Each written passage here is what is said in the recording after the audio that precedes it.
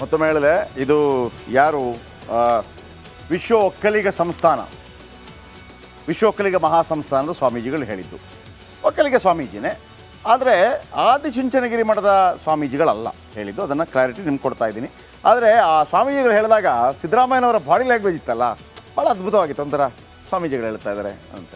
ಆಮೇಲೆ D K Shivakumar ಕೂಡ ಕೈಯನ್ನು ಹಿಂಗೆ ಮಾಡಿದ್ರು. ನನಗೆ ಈ ಹಿಂದೆ ಯಾರು ನಿರಾಣಿಯವರನ್ನು ಮಂತ್ರಿ ಮಾಡಲೇಬೇಕು ಅಂತ ಹೇಳಿ ಈ ಹರಿಹರ ಸ್ವಾಮೀಜಿ ಹೇಳಿದ್ರಲ್ಲ, ಆಗ ಯಡಿಯೂರಪ್ಪನವರು ಹಂಗೆಲ್ಲ ಮಾತಾಡಬಾರ್ದಲ್ಲಿ ಎದ್ದು ಕೂತಿದ್ರು. ಆ ಪಕ್ಕದಲ್ಲಿ ಅವತ್ತು ಬಸವರಾಜ ಬೊಮ್ಮಾಯಿ ಇದ್ದರು. ಅದು ನನಗೆ ನೆನಪಿಗೆ ಬಂತು. ಆಮೇಲೆ ರಾಜಣ್ಣ ಅವ್ರದ್ದು ಮಾತು ಭಾಳ ಚೆನ್ನಾಗಿದೆ. ಹೌದು, ಎಲ್ಲ ಬಂದುಬಿಟ್ಟು ಆ ಥರ ಮಾತಾಡ್ಬಿಟ್ರು ಅವರು. ಈಗ ನನಗೆ ಸ್ವಾಮೀಜಿ ಪಟ್ಟ ಕೊಟ್ಬಿಡ್ತಾರೆ, ಹಂಗೆಲ್ಲ ಆಗಲ್ಲ ರಾಜಕೀಯದಲ್ಲಿ ಅಂತೇಳಿ. ಒಂದಂತೂ ಭಾಳ ಸ್ಪಷ್ಟ ವೀಕ್ಷಕರೇ, ಸಿದ್ದರಾಮಯ್ಯ ಬಣ ಅನ್ನೋದಕ್ಕಿಂತ ಹೆಚ್ಚಾಗಿ ಸಿದ್ದರಾಮಯ್ಯ ಬಣದವರು ತಮ್ಮ ಅಸ್ತಿತ್ವದ ಪ್ರಶ್ನೆಗಾಗಿ ಹೆಚ್ಚು DCM ಬೇಕು ಅಂತ ಕೇಳ್ತಾ ಇದ್ದಾರೆ. ಆದರೆ DCM ಕೊಡದೇ ಇದ್ದರೆ ಅಟ್ಲೀಸ್ಟ್ ರಾಜ್ಯಾಧ್ಯಕ್ಷ KPCC ಅಧ್ಯಕ್ಷ ಸ್ಥಾನವನ್ನಾದರೂ ಕೊಡಿ. ಯಾಕಂದರೆ ಮುಂದೆ 3 ವರ್ಷ ಇದೆ. 3 ವರ್ಷದಲ್ಲಿ ನೆಕ್ಸ್ಟ್ ಚುನಾವಣೆ ಬರುವಾಗ ನಾವೇ ಇರ್ತೀವಿ ಅನ್ನೋಂಥ ಒಂದು ಲೆಕ್ಕಾಚಾರ ಇರ್ಬೋದು. ಇರಲಿ ಬಿಡಿ, ಅದರ ಬಗ್ಗೆ ಮಾತಾಡೋಣ. ಇದೀಗ DKC ವಿರುದ್ಧ ಸಿದ್ದು ವ್ಯೂಹವನ್ನು ರಚಿಸ್ತಾ ಇದ್ದಾರೆ. ಈಗ DK ಶಿವಕುಮಾರ್ ಮುಂದೆ DK ಶಿವಕುಮಾರ್ ಅವರಿಗೆ ಅಥವಾ DCM ಕೊಡಿ ಅಥವಾ ಜಾಸ್ತಿ ಮಾಡಿ ಅಂತ ಹೇಳಬೇಕು ಅಂತಂದರೆ ನೀವು ನ್ಯಾಯಬದ್ಧವಾಗಿ ಮಾತಾಡಬೇಕು. ಒಟ್ಟಾರೆ ಕೇಳಿದರೆ ಕೊಡ್ತಾರೆ ಹೈಕಮಾಂಡ್. ಏನು ಹೇಳ್ತಾರೆ ಇವರು? ಒಬ್ಬರಿಗೆ ಒಂದೇ ಹುದ್ದೆ ಮಾನದಂಡ ಪಾಲಿಸಬೇಕು. ಉಪಮುಖ್ಯಮಂತ್ರಿನ ಅಥವಾ KPCC ಅಧ್ಯಕ್ಷನ, ಎರಡರಲ್ಲಿ ಡಿಸೈಡ್ ಮಾಡಿ ಹೇಳಿ ಸ್ವಾಮಿ. ಒಬ್ಬರಿಗೆ ಒಂದೇ ಅಲ್ವಾ ನಮ್ಮ ಬೈಲಾದಲ್ಲಿರೋದು, ಕಾಂಗ್ರೆಸ್ ಬೈಲಾದಲ್ಲಿ DCM ಹಾಗೂ KPCC ಅಧ್ಯಕ್ಷ ಸ್ಥಾನ ಹೊಂದಿದ್ದಾರೆ DKಶಿ. ಎರಡರಲ್ಲಿ ಒಂದು ಬಿಟ್ಕೊಡಿ ಅಂತ. ಇದು ಪ್ರೆಷರ್. ಹೆಚ್ಚುವರಿ DCMಗೆ ಬೇಡಿಕೆ ಇಟ್ಟು ಎರಡರಲ್ಲಿ ಒಂದು ಲಾಭ ಪಡೆಯುವಂಥ ಪ್ರಯತ್ನವನ್ನು ಸಿದ್ದರಾಮಯ್ಯ ಬಣ ಮಾಡ್ತಾ ಇದೆ. DCM ಸಿಗದಿದ್ದರೂ ಮಾಡೋದಿಲ್ಲ ಗೊತ್ತಿದೆ ಇವರಿಗೆ. ಆದರೆ KPCC ಅಧ್ಯಕ್ಷ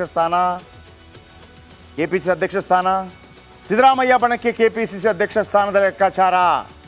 ಈ ಲೆಕ್ಕಾಚಾರ ಹಾಕಿಯೇ ಇಲ್ಲಿ ಆ ಬಲ್ಬ್ ಉರಿಬೇಕು. ನಮಗೆ ಆ ಬಲ್ಬ್ ಉರಿಬೇಕು ಅಂತಂದರೆ ಸ್ವಿಚ್ ಎಲ್ಲಿ ಒತ್ತಬೇಕು, ಇಲ್ಲಿ ಒತ್ತಬೇಕು. DCM ಸ್ಥಾನ ಅಂತ ಹೇಳಿದಾಗ ಅಲ್ಲಿ KPCC ಅಧ್ಯಕ್ಷ ಸ್ಥಾನ ಬಲ್ಬ್ ಉರಿಯುತ್ತೆ ಅಷ್ಟೇ. ಆಮೇಲೆ ಕಾಂಗ್ರೆಸ್ ಹೈಕಮಾಂಡ್ ಮೇಲೆ ಒತ್ತಡ ಜಾಸ್ತಿ ಆಗ್ತಾ ಇದೆ. ಚುನಾವಣೆ ಆದ ನಂತರ ಬೇರೆ ಯಾವುದೇ ಚುನಾವಣೆ ಇಲ್ಲ, ಎಲ್ಲವನ್ನು ಸೂಕ್ಷ್ಮವಾಗಿ ಗಮನಿಸ್ತಾ ಇದೆ ಹೈಕಮಾಂಡ್. ಸ್ಟ್ರಾಂಗ್ ಇದೆ ಈಗ ಸ್ವಲ್ಪ. ಈ ನಡುವೆ ಸಿದ್ದರಾಮಯ್ಯ ಕುರ್ಚಿ ಬಿಟ್ಟುಕೊಡ್ತಾರ? ಸಿದ್ದರಾಮಯ್ಯ ಅಭಿಮಾನಿಗಳಿದ್ದರೆ ನೋಡಿ, ಬೆಂಬಲಿಗರ ಮೂಲಕ ಆಟ ಶುರು ಮಾಡಿದ್ದಾರೆ ಒಂದು ರೀತಿಯಲ್ಲಿ ಸಿದ್ದರಾಮಯ್ಯ. ನಾನು KPCC ಅಧ್ಯಕ್ಷ ಆಗಬೇಕು ಅಂತಾರೆ ರಾಜಣ್ಣ. DCM ಕುರ್ಚಿ ಮೇಲೆ ಜಾರಕಿಹೊಳಿ ಕೂಡ ಆಸೆ ಇದೆ. ರೇಸ್ನಲ್ಲಿ MB ಪಾಟೀಲ್ ಇದ್ದಾರೆ, ಜಮೀರ್ ಇದ್ದಾರೆ, ಮಹದೇವಪ್ಪ ಇದ್ದಾರೆ DCM ಆಗೋದಕ್ಕೆ. ಈ ರೀತಿ ಪ್ರೆಷರ್ ಬಿಲ್ಡಪ್ ಮಾಡಿ ಸಿದ್ದು ಶಿಷ್ಯರ ಆಟದಿಂದ ಬೇಸತ್ತಿದ್ದಾರೆ ಅಂತ DK ಶಿವಕುಮಾರ್. ಆಗತ್ತೆ. ತನ್ನ ಶಿಷ್ಯರ ಮೂಲಕ ದಾಳ ಉರುಳಿಸಿದ್ದಾರೆ ಯಾರು? DCM. CM ಇಷ್ಟೆಲ್ಲ ಆಟ ಆಡ್ತಾ ಇದ್ದಾರೆ.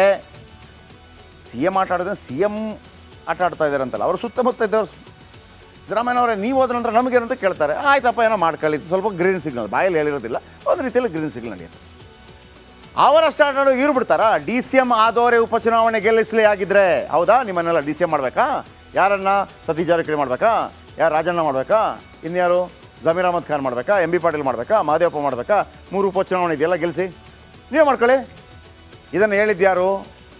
DK ಪರಮಾಪ್ತ ನೇರ ಸವಾಲು ಹಾಕಿದ್ದಾರೆ ಮಾಗಡಿ ಶಾಸಕ ಬಾಲಕೃಷ್ಣ. ಇದಾದ ನಂತರ ಇವತ್ತು ಶ್ರೀಗಳ ಮೂಲಕ ಒಂದು ಟವೆಲ್ ಹಾಕುವಂಥ ಪ್ರಯತ್ನಗಳಾಗಿದೆ CM ಸ್ಥಾನಕ್ಕೆ. DKಶಿ CM ಆಗಬೇಕು ಅಂತೇಳಿ ಚಂದ್ರಶೇಖರ್ ಸ್ವಾಮೀಜಿ ಹೇಳಿದ್ದಾರೆ. ಸಿದ್ದು ಮುಂದೇನೆ ಹೇಳ್ತಾರೆ, ಚಂದ್ರಶೇಖರ್ ಸ್ವಾಮೀಜಿ ಪ್ರಸ್ತಾಪ ಮಾಡ್ತಾರೆ. ಚಂದ್ರಶೇಖರ್ ಸ್ವಾಮೀಜಿ ಮಾತು ಕೇಳಿ ಒಂದು ಕ್ಷಣ ಏನಪ್ಪ ಇದು ವೇದಿಕೆಯಲ್ಲಿ ಹಿಂಗೆ ಅಂತೇಳಿ ಬೆಸ್ಟ್ ಬೀಳ್ತಾರೆ ಸಿದ್ದು. ಓಕೆ, ಸಿದ್ದರಾಮಯ್ಯ ಅಭಿಮಾನಿಗಳಿದ್ರೆ ಈ ಸುದ್ದಿಯನ್ನು ನೋಡಬೇಕು. ಒಂದು ವೇಳೆ ಸಿದ್ದರಾಮಯ್ಯನವರು 2.5 ವರ್ಷ ಅಥವಾ 3 ವರ್ಷ ಮತ್ತು 2 ವರ್ಷ ಅಂತಿದ್ದರೆ ಸಿದ್ದರಾಮಯ್ಯ ಅಭಿಮಾನಿಗಳು ಮತ್ತು ಸಿದ್ದರಾಮಯ್ಯನವರು ಈ ಒಂದು ಸ್ಟೋರಿ ನೋಡಬೇಕು.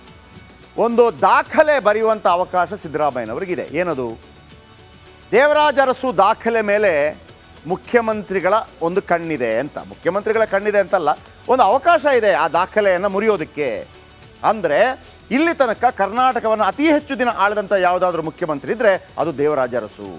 ಇಡೀ ಭಾರತ ದೇಶವನ್ನು ಅತಿ ಹೆಚ್ಚು ದಿನಗಳ ಕಾಲ ಆಳಿದಂಥ ಪ್ರಧಾನಮಂತ್ರಿ ಇದ್ದರೆ ಅದು ಜವಾಹರ್ಲಾಲ್ ನೆಹರು. ಮೊನ್ನೆ ನಾವು ಹೇಳ್ತಾ ಇದ್ವಲ್ಲ, 3ನೇ ಬಾರಿಗೆ ಗೆದ್ದಿದ್ದು ನಾವು ಹೇಳಿದ್ವಿ. ಮೋದಿ ಸೇಮ್ ಆಗಿದ್ದಾರೆ, ಆದರೆ ದಿನ ಆಗಿಲ್ಲ ಅಷ್ಟು ಅಂತ.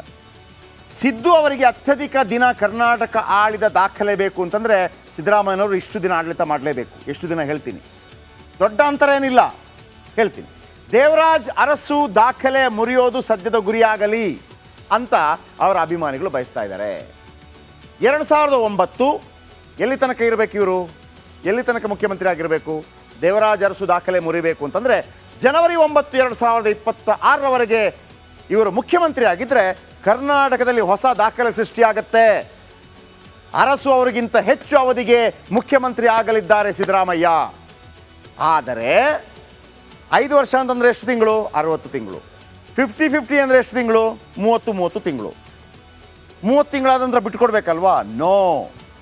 ಸಿದ್ದರಾಮಯ್ಯನವರು DKC ಅವರ ಮನವೊಲಿಸಿ ಒಂದು ವೇಳೆ ಆ ಥರ ಆಗಿದ್ದರೆ 50-50 ಅಂತ ಆಗಿದ್ದರೆ, 2.5 ವರ್ಷ ಅಂತ ಆಗಿದ್ದರೆ, 3 ವರ್ಷ ಆದರೆ ಅಗತ್ಯನೇ ಇಲ್ಲ. ಯಾಕಂದರೆ 36 ತಿಂಗಳು ಆಡಳಿತ ಮಾಡ್ಬೋದು. 12 36.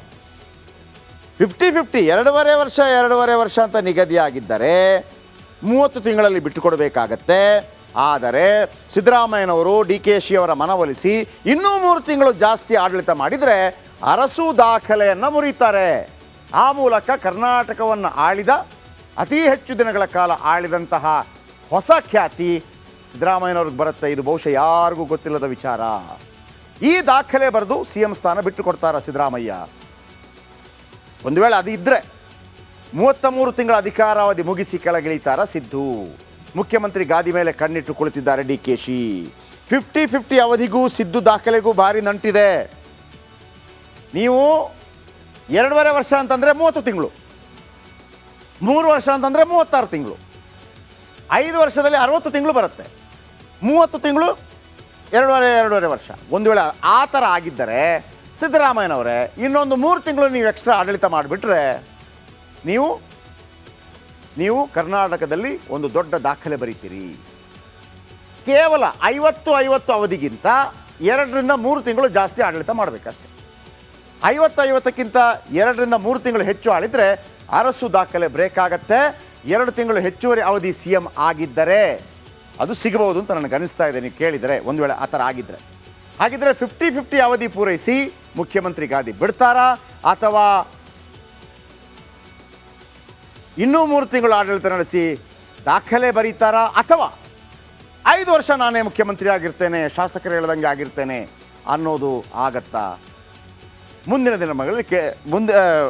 ದಿನವೇ ಹೇಳಬೇಕು.